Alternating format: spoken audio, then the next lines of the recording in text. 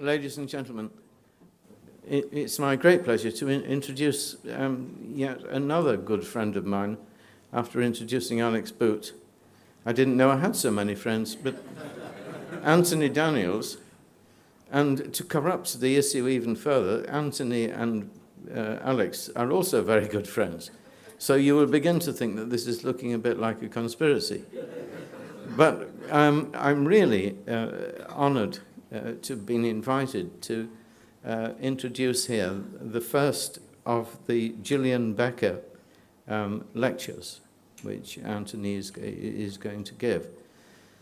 Jillian is having a hip operation at present, and she is a famous atheist. And I think Tony is perhaps a rather less famous atheist.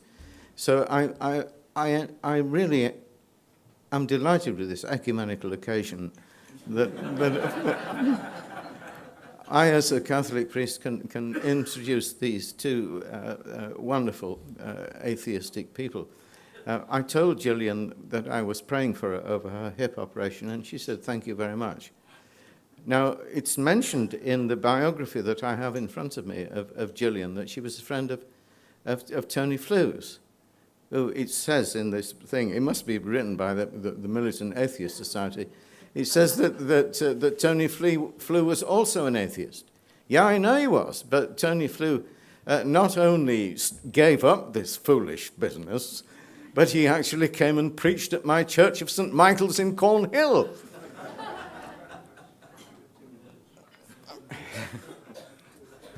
Tony ought to need no introduction because he is a very illustrious fellow indeed, and he writes many highly amusing and popular articles and books apart from his scholarly work, which is very deep and productive. I should just tell you, I have to read it because I don't know the history in exactitude, but Tony is a very old friend of Jillian's. He is now retired doctor and psychiatrist, and he worked for many years in a prison and general hospital, writing a weekly column for 14 years in The Spectator. He also wrote a weekly column in the British Medical Journal about medicine and literature. He's written a number of books, the latest being The Knife Went In. He sounds more like Alex than Tony. Which is his memoir of his time in prison, so to speak, and The Proper Procedure, a book of short stories. He has 3 books coming out this year. So what more can I say? What more should I say? Over to you, Tony.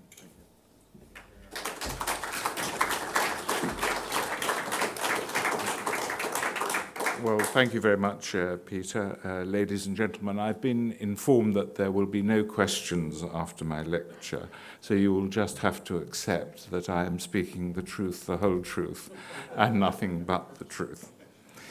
Well, I hope that it's unnecessary for me to say what an honour it is to have been chosen to give the first Jillian Becker lecture. Jillian Becker was first a distinguished novelist. She's actually of South African origin, and one of her novels was reissued as a Penguin Modern Classic recently.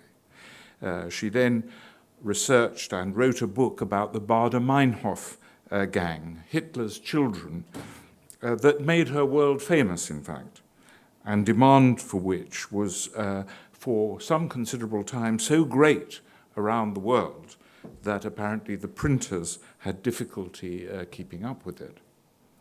And thereafter, she founded the Institute for the Study of Terrorism, a subject on which she became an acknowledged expert, with a prescient insight into the baleful influence the phenomenon of terrorism would have for the peace of the world and for the freedom of citizens.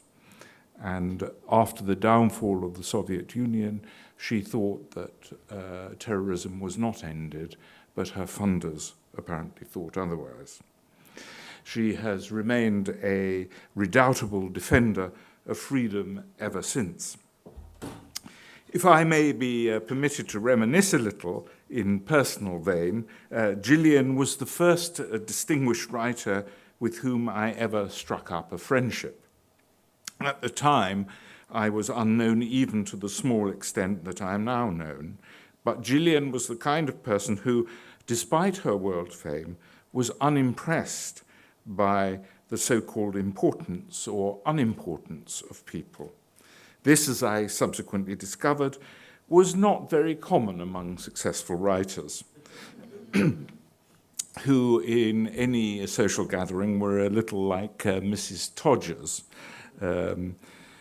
But instead of affection beaming out of one eye and calculation out of the other, the literary people had boredom, at least when I was speaking to them, beaming out of one eye, and surveillance of the room for someone more important beaming out of the other. The importance being estimated by how much they could further their careers. Well, Jillian was never like that. She was neither dazzled by fame nor put off by its absence. And I must say that I enjoyed her entertaining and acidulous commentary on the celebrated figures whom she had known, but who shall be nameless, at least until we go off and have a drink. The subject of my talk today, ladies and gentlemen, is threats to freedom. And I'm not going to try to define freedom either politically or metaphysically on the assumption that though we may differ somewhat on minor points of doctrine, we all know more or less what it is to be free and what it is to be unfree. In other words, I'm content to take the Johnsonian kicking the table leg approach to questions of definition. We, as you famously said, we know our will's free and there's an end on it. I think it's true to say that most people here today would subscribe to the idea that freedom is under attack from many different directions. But I propose to deal with threats to only one aspect of freedom, that of expression. This is not to say that I believe that other aspects of freedom to be unimportant, only that the life of man being about 70 years and the length of a lecture before everyone falls asleep being about 40 minutes, I have no time for anything else. Well, let me recount a couple of anecdotes relating to myself, but which I hope reveal something about the temper of our times. Everyone, I imagine, likes to suppose that at least some of his experiences are of some wider than mere personal significance, and I think that this is so of the two experiences that I'm about to relate.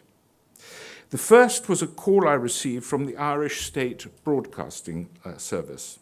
They were making a program about the sudden recent prominence of the phenomenon of transsexualism, and they were having great difficulty in finding anyone willing to appear who took a view of it other than that it was a tremendous and indeed glorious social advance, a liberation after centuries of oppression. Now, they'd found plenty of people who did not believe this, but none who was willing to say it or give his reasons in public. As it happens, this isn't a subject that had caught my interest. At best, it was yet another of those dull subjects that seem to me to be increasingly common, namely those that are not worth thinking about, but yet somehow force themselves upon our attention. I was reluctant to take part in the program for more than one reason. The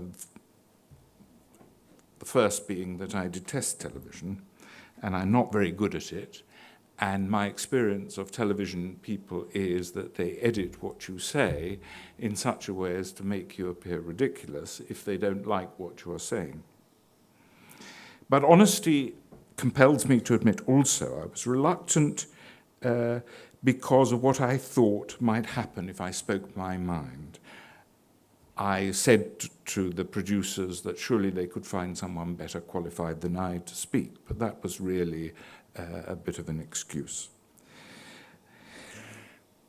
I had noticed, for example, that between 2013, when the 5th edition of the Diagnostic and Statistical Manual of the American Psychiatric Association was published, and 2017, when an article on the subject was published in the New England Journal of Medicine, the supposed prevalence of the desire to be transsexual had increased by over 70 times.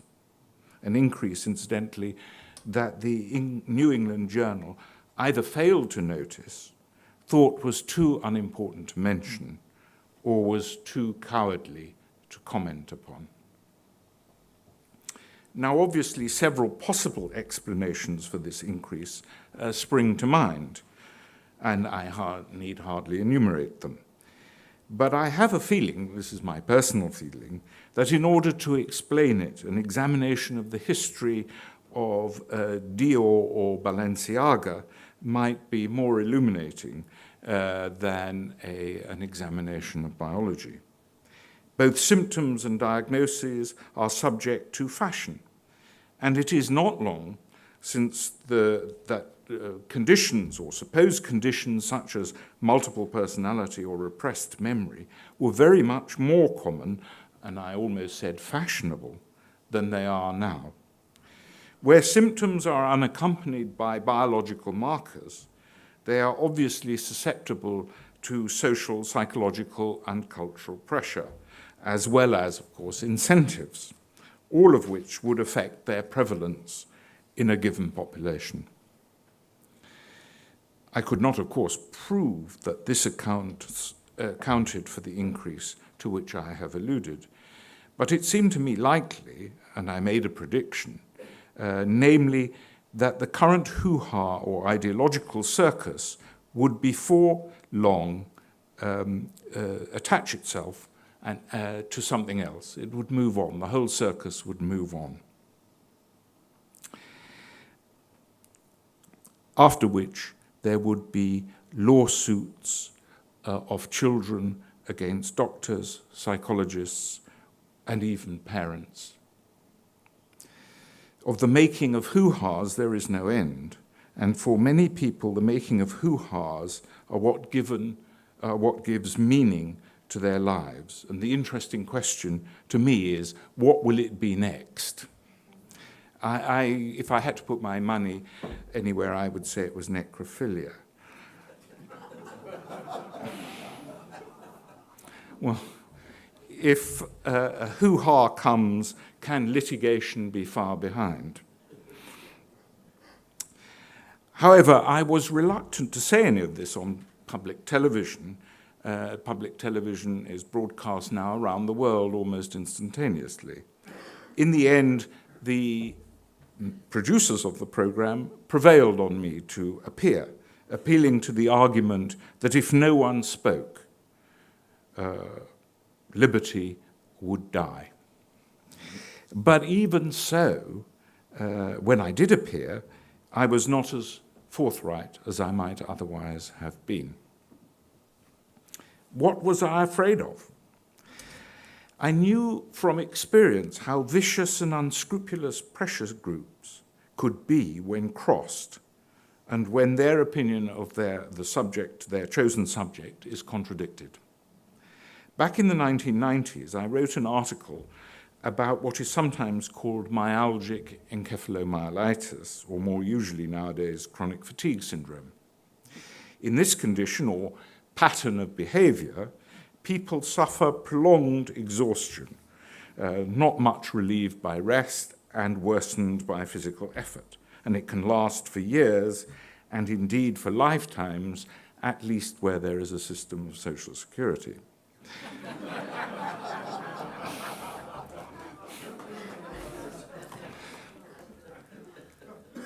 There has been a long dispute as to whether CFS, chronic fatigue syndrome, is principally of physical or psychological origin. The people who have it almost all prefer the physical explanation, and their pressure groups have almost succeeded in silencing anyone who argues differently. And bear in mind, this is not a question of who is correct.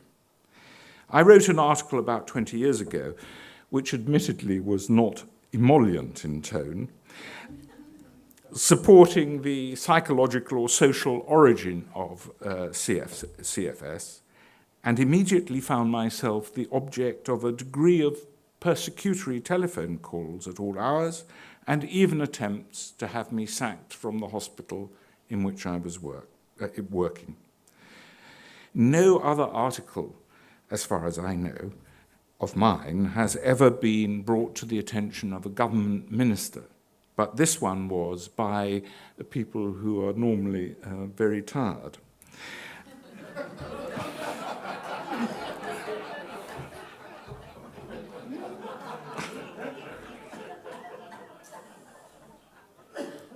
Well, I quickly learned what subsequently I discovered other journalists and even scientific investigators, much more scientific than I, had learned, namely that this was a subject that was best avoided, and it has been more or less avoided for quite a number of years, except insofar as the view that it is a physical disease is promoted. I'm glad to say that when the director of my hospital was written to with a request that I should be dismissed from my job, he replied robustly. It's a free country, he said, and he can write what he likes. But I'm far from convinced that any person in authority, only 20 years later, would write in so muscular a fashion. Now, what this illustrates, I think, is the asymmetrical warfare that can exist between pressure groups and others, however numerous the others may be. The fact is, or perhaps I should say more modestly, my impression is, that there are ever more monomaniacs in the world, ever more since the downfall of the Soviet Union, in fact, as an ideological state, because its ideology, as it were, acted as a lightning conductor for the monomaniacs of the world. The new monomaniacs attach their monomania to several different things, and some of them are serial monomaniacs. They may attach their monomania to one subject and then follow it up with a change to another subject. And some are monomaniacs for the whole of their lives. But at any rate, their subject, the subject of their monomania, is all important to them. But to other people, I don't think I'm a monomaniac, it's only one thing amongst others. This being the case, the monomaniacs enjoy an enormous advantage over their opponents. Their subject is all in all to them, and they are prepared to sacrifice their lives. Their sacrifice, incidentally, is a great pleasure to them, to this subject, to their subject. While other people are not prepared to sacrifice much to oppose them, because life is too short and full of other things more important and more interesting. This is the way that new orthodoxies or new pieties are made, and other views become not merely mistaken, but heretical. Punishment, rather than disagreement, becomes the order of the day. It is seldom, as Hume tells us, that liberty of any kind is lost all at once. So that while we do not fear the midnight knock on the door, at least I don't fear the midnight knock on the door, yet we may feel, or actually be, less free than we were or we felt only a few years ago. My second experience is more recent, at a small literary festival in the town of Lewes in Sussex. I was the penultimate speaker, and my appearance attracted no particular notice, at least if the subsequent sales of the book of mine that I was promoting are anything to go by. But I was to be followed as the last speaker at the festival by Katie Hopkins, a controversial journalist of whom I am, being so divorced from contemporary national life, I had hardly heard. I didn't know who she was. But the organizer of the festival warned me, however, that there might be trouble because of her appearance at the festival. As I discovered, I looked her up, of course, she has said some very inflammatory things in the past, and things that, in my opinion, she should not have said, even if her excuse were that she said them only because there has been so much censorship and self-censorship in the recent past about so many subjects. Two wrongs don't make a right. Thus, it was wrong to use the expression, "we need a final solution," after the Manchester bombing. And the fact that a Labour Party parliamentary group, which includes Mr. Corbyn, used the expression, "our solution of the Palestine question will be the final solution," some months later, does not make what Katie Hopkins said any the better. But criticism of someone, however justified, is not a reason for denying his or her right to speak in public if invited to do so. What happened at Lewis was that by means of premeditated violence and intimidation, she was prevented from speaking by demonstrators who had given notice that they intended to disrupt and, if possible, destroy the meeting. According to reports, some of the demonstrators furnished children with eggs to throw at the police, who did little enough in all conscience to protect people who were peacefully going about their lawful business. There is no doubt that citizens were frightened and intimidated by a howling mob, a small mob, but a mob nevertheless, members of which indubitably broke the law. Innocent people were in effect imprisoned in the hall in which Katie Hopkins was to speak, for the police advised them that they would not be safe if they left. They couldn't guarantee their safety. One of the most enthusiastic members of the mob actually broke into the hall by use of an iron bar and injured someone quite badly. Eventually, Katie Hopkins was advised by the police to leave, clandestinely, of course, because they said they could not guarantee her safety. And I think that if the mob had actually got hold of her, she might well have been seriously injured or even killed. Those trapped in the hall, it was a deconsecrated church, and my wife and I were among them, were eventually escorted by the police out of the back entrance through a muddy churchyard cemetery in complete darkness. At a subsequent literary festival, I must admit, I rather missed the excitement. I said, this can't be a literary festival if there is no riot. Now, the curious thing was that this was the nearest thing to fascist thuggery that I have ever witnessed in Britain, though the participants in it claimed to be fighting hatred and intolerance in general, and fascism in particular, as instantiated by Katie Hopkins. Before the event, one of the organizers of the demonstrators said, "I'm all for free speech, but Katie Hopkins just says provocative and offensive things to further her own career. I'm not supporting that under any circumstances." Now, this opinion was quoted in the local newspaper, and it is worth, I think, a little reflection, as being emblematic, I think, of a certain common and commonplace way of thinking in contemporary society. No doubt the person who said this to the newspaper would deny that what she said was a justification for the violence that ensued, but having called for Katie Hopkins not to be allowed to speak, she could hardly have been surprised when, the call having been ignored, people who think in her fashion took the law into their own hands. It is surely the case that almost anything of any import is capable of offending someone. After all, people often grow agitated in disputes over academic arcana, to say nothing of anger over even more trivial matters. To make offensiveness the criterion of permissibility of speech, therefore, is either to reduce us all to utter blandness in our pronouncements, or to accord protection to some favoured groups of people, but not to others, the selection of those deemed worthy of such protection being itself a further cause of dispute, aggravation, and, of course, of taking offence. Let's linger for a little while about the psychology of taking offence. There are, no doubt, insulting ways of speaking against which most of us would take offence, and the law actually recognises that.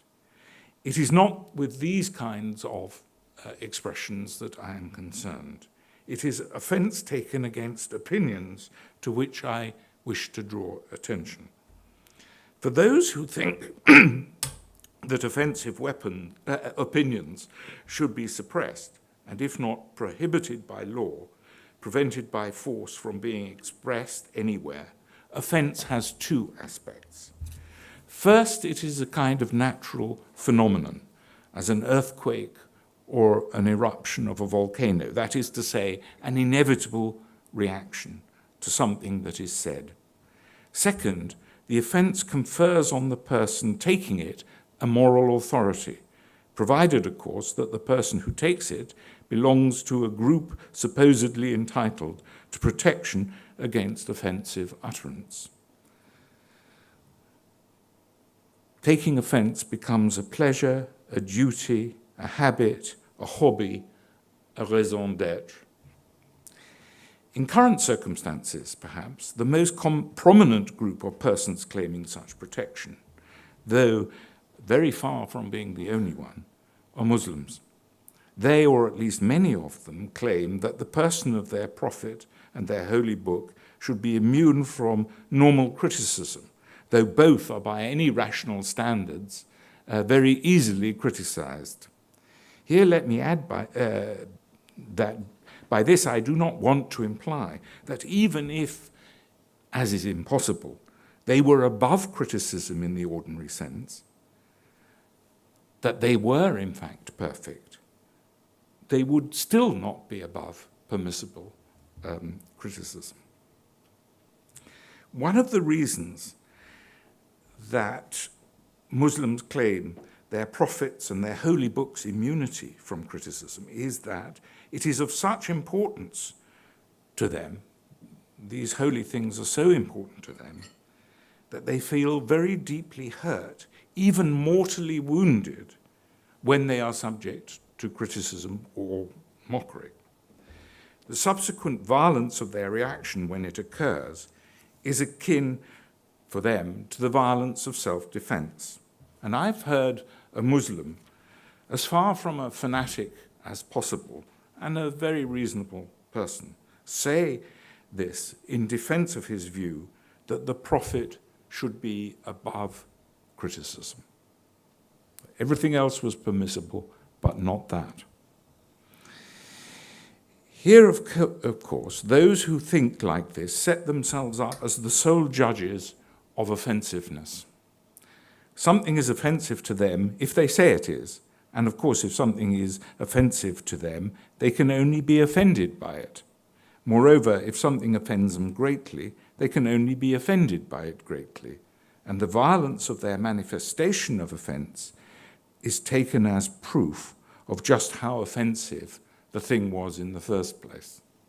In other words, they present themselves as automata in the grip of passions they can neither control nor be asked or expected to control. As I've already hinted, this is the type of thinking and feeling that has become, or at least it seems to me to have become, prominent in our society over the last 2 or 3 decades. And let me just outline a few of the psychological characteristics again of taking offence: outrage and indignation. They are pleasurable, rewarding, and unlike most pleasures and rewards, potentially long-lasting. You can be resentful for the whole of your life. Resentment is the most reliable of all human emotions. They prevent one from having to examine oneself, which is always a painful thing to do, honestly, and always transfer opprobrium and blame onto others. Most people, when they are offended, outraged, or indignant, believe themselves to be not only in the right, but generous and good. I'm outraged, therefore I'm good, is the modern moral equivalent of Descartes' cogitatio. Here let me add briefly another reason for the current epidemic, as I see it, of the kind of willing and unself-controlled outrage that fosters the urge and the demand for the suppression of the opinion of others, namely that virtue is nowadays believed to be, or at any rate people act as if they believed it to be, principally a matter of opinion and not of conduct. Virtue is a purely conceptual matter rather than a discipline. It is not, as it were, to help an old lady across the road, but to opine that old ladies should be helped across the road. After all, if you help an old lady across the road, you have merely helped one old lady across the road. But if you say that old ladies should be helped across the road, you have added to the likelihood that among the many millions of people who hear you and the many millions of old ladies who want to cross the road, some of them will be helped, and therefore you would have done more than by actually helping an old lady across the road. Well, after this digression, I return to the statement made to the local newspaper by the organizer of the protest against Katie Hopkins' appearance in Lewes. Katie Hopkins just says provocative and offensive things to further her own career. And she gave this as one of her reasons for trying to prevent Hopkins from speaking. Now, let me make it quite clear that I do not object to the ascription of motives to Katie Hopkins, whether in this case the motives ascribed are right or wrong. It seems to me that being human, we cannot possibly refrain from ascribing motives to one another, and I certainly ascribe motives to people. For example, I have no hesitation in ascribing to many persons who make philanthropic declarations a liberal admixture of sadism, for often their proposals would entail, if put into practice, distant benefit, but proximate infliction of pain. And I think that they know this perfectly well. But speculations about the motives of opinions and for the desire to express them in public are usually just that, speculations. Moreover, motives, as proper self-examination should surely tell us all, are like truth, rarely pure and never simple. To take the case of Katie Hopkins, it is perfectly possible that she should wish to advance her career, as which of us has never desired to do, but also that every opinion that she utters is sincerely held. The desire for self-advancement and sincerity of opinion are not polar opposites, and indeed can rule a mind in a kind of condominium. What is objectionable here is the desire to suppress opinion on the basis of speculations on the motives of him who puts them forward. This is a manifestation of the baleful and irrationalist tendency to consider not the truth of what someone says, but his motives for saying it. The outcome of what Paul Ricoeur called the hermeneutics of suspicion, whose masters were Marx, Nietzsche, and Freud. Needless to say, this suspicion is applied only to those opinions or statements with which the suspicious person disagrees or finds disagreeable. Lurking behind an unwelcome fact cited by an opponent, there always lies a slippery slope that usually leads to Hitler or Nazism. And this suspicion is sufficient to justify denying freedom to the suspect person to express his opinion. And for the organizer of the attempt to prevent Katie Hopkins from speaking, her suspicion that Hopkins was a careerist who did not really believe in the truth of what she said was a good enough reason to shut her up, at least in Lewes. Incidentally, in some of the local commentary on this episode, those who agreed with the attempts, ultimately successful, as it happened, to prevent her from speaking, used the argument that if she were to be allowed to speak, there would be public disorder. This, of course, amounts to blackmail, since the same people issuing the warning were those who proposed to carry out what they warned against. This is the logic, technique, or tactic that Muslims and many other protesters now use. It is morally repellent, at least to me, and of course, deeply harmful to freedom of expression. Let me move on now to the statement of the organizer of the attempt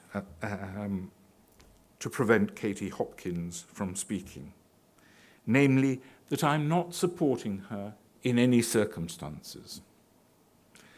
That, of course, is her perfect right, although it is a right that I suspect she would deny others in the world that she would like to create or see, in which it would not be enough to refrain merely from criticizing official doctrine. It would be necessary to show positive adherence to that doctrine and positive support for it. The moral grandiosity or self-importance of the way in which the organizer put her opinion hardly requires emphasis. But surely all that is required not to support someone like her is not to attend her talk. She was in fact promoting a book that she just published, a memoir. Or not to read her writings and not to buy her book. It is as if the supporter of a football team were to prevent all other football teams from playing on the grounds that he did not support them. I suspect that a disconcertingly large proportion of young people at our universities now would not see how absurd, let alone how reprehensible this is, or indeed how much of a threat to their own freedom it will ultimately prove to be. Well, I hope, ladies and gentlemen, I've persuaded you that my little experience in Lewes, which was that of my wife as well, was not entirely without some wider significance. And so saying, I think it is time to draw some general conclusions to provide what the Americans call a take-home message, though perhaps, I hope in this instance, it is a take saloon bar message, and that would be more appropriate. The first is that there's a peculiar paradox of our time, namely that while it has never been easier for people to express their opinions anonymously, it is becoming more difficult or hazardous for them to express opinions which diverge from a very narrow range of approved opinion in public. The second is that threats to freedom of expression do not come nowadays principally or totally from government, except where governments give in, as they increasingly do, to monomaniacal pressure groups with claims of special vulnerability for themselves, the better to achieve power over society or to extract some sectional advantage from it. The third is that no one really is in favor of freedom of expression unless he supports that same freedom for those he reprehends or even abominates. Finally, if I may be allowed a pessimistic note that I happen to know coincides with the view of the person for whom this lecture is named, I do not think, though I hope very much that I am mistaken, that the prospects for freedom are very good. I think the weasels will soon take over Toad Hall for a time, if not for good. Thank you very much.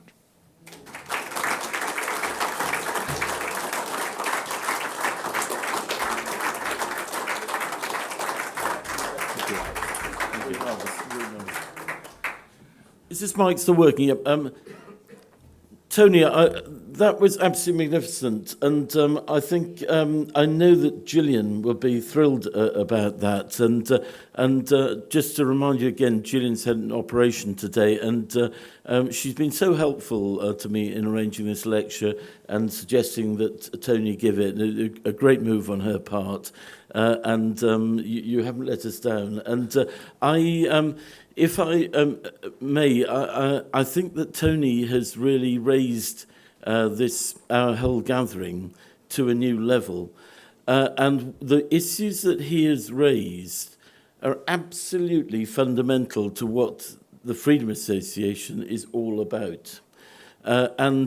If I may only, well, not so much take issue, but maybe, I think he has challenged us in a way with his pessimistic end. And I suspect he is right. But we have a record of tackling difficult issues. It's what we are about. And I certainly remember when we set up our Better Off Out campaign to leave the European Union in 2006. People saying, that's a waste of time, you're tilting at windmills, it cannot be done. So I suspect, I'm afraid, that Tony is right on this one, but we're going to give it a good go. And I know that my colleague Andrew Allison was appalled at what went on in Lewis, as Tony quite correctly said, fascist thuggery. So it's something that I know Andrew sort of is on the radio, almost every day, almost every week, defending people, saying things which we often very strongly object to. And so this is absolutely fundamental. I want to say we have plans starting next month, particularly to go into the universities. Because, as Tony rightly said, a disconcertingly high proportion of students don't seem to get this. So that that is going to be our main aim over the next year and coming years. It's a big battle.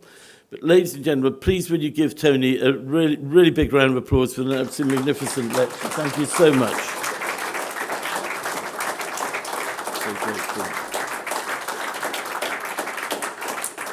That's absolutely brilliant. Now, unfortunately, in between the drinks, which I know you're all waiting for, you have to put up with my sort of final sort of mini Oscar speech at the end of our gathering here this weekend. And I just want to say some very brief thank yous here to everybody involved. Obviously, the hotel staff, who I think have been absolutely fantastic. And to my colleagues, our little team, Andrew and Rory. Where's Rory? Anyway, I'd like to thank them. I'd like to thank our chairman, Sir Mark Willington, who's been sort of my eyes and ears this weekend, and all of our marvellous speakers. I deliberately had a theme for this weekend, which was we were talking about women of conviction. In the 100th anniversary of female suffrage. And we started, for that reason, with Sir Mark and I talking about Margaret Thatcher. And because I mentioned then that Sir Mark and I actually were both that bastion of free speech, King's College London, which I'm rather ashamed to admit these days. So we start off with Margaret Thatcher. And then early on this morning, and I'm sure many of you will remember for a long time, we had the privilege of having Caroline Cox here, the most amazing lady. And we finish this time with Tony's brilliant lecture, paying tribute to Jillian Becker, a most marvellous lady who's been so helpful to this, and so I'm so grateful to her. But that's our theme. And we're not into tokenism in the Freedom Association. So, we didn't have to try and have, sort of equal number of male and female speakers. But it's an issue of importance. And finally, ladies and gentlemen, I would like to thank you for being a really tremendously good audience. And I know one tends to say this, but I really do mean it this time. You've been very courteous. You've been full of interest. You've asked good questions. You've occasionally got a little bit excited, a bit, which is as it should be.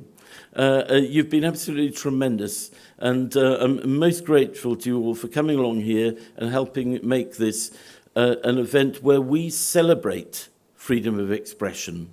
And as I say, we're going to go into battle over the years to come to try to take on the attacks on free speech. Ladies and gentlemen, thank you very much, and now off for a drink. Thank you.